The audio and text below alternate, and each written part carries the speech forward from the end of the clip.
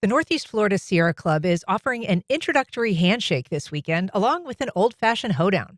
Here to talk about the Get to Know Your Sierra Club Symposium, we're joined by Susannah Randolph. She's director of the statewide chapter of the Sierra Club. Susannah, thanks so much for joining us. Oh, thank you for having me. We're really excited about the upcoming event. Our Northeast Florida group has been working really hard on it. So, you're the featured speaker at the upcoming event and not the organizer, but I thought it was interesting that the choice was made to frame it with traditional music and dance. There's this band, Skin and Bonz, that's going to be playing kind of bluegrass, old timey sounding string band.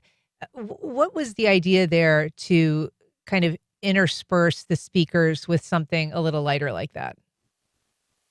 Well, I think it's a chance to kind of build community in this moment where people are feeling very, I think, um, challenged by the environment around advocating for the environment. So this is an opportunity to say, hey, you can bring your family, bring your friends, and we'll talk about some serious issues. But I think what's important here is finding those folks who you can connect with and have common ground with and community with, so that we can really come together in this moment to protect Florida's environment when it's facing such challenges, existential challenges such as climate change, development, threats to our wildlife.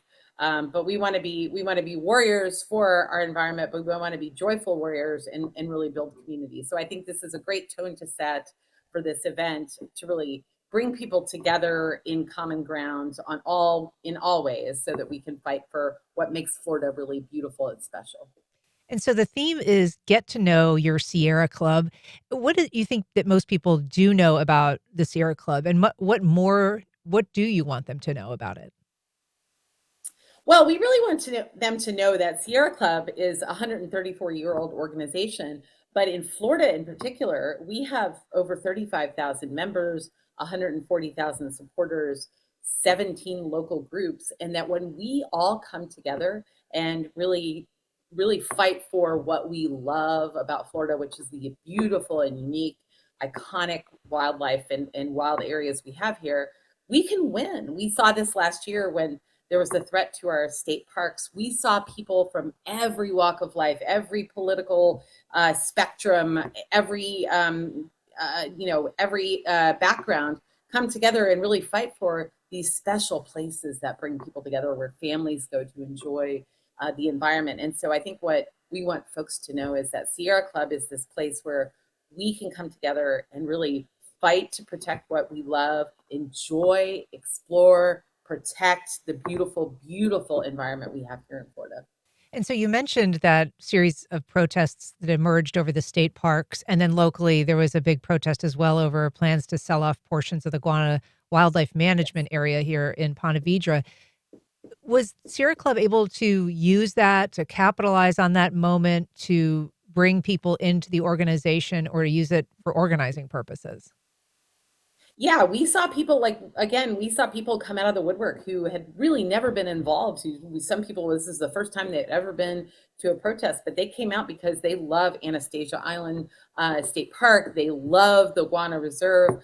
So we saw people really come from every walk of life to protect these areas, and we were successful. We had bipartisan support. We had unanimous support across the board, and the governor actually signed the bill, even though he had originally put forward plans to develop the parks. He actually signed the bill that codified protection for these state parks. So we saw when people really come together across the board, we can win for these really important areas. And now there's even a bill advancing in the legislature by Representative Kim Kendall and Senator Debbie Mayfield to protect these areas like Guana Reserve and codify protections for those so we don't have these land swaps that are happening and that have been proposed by developers.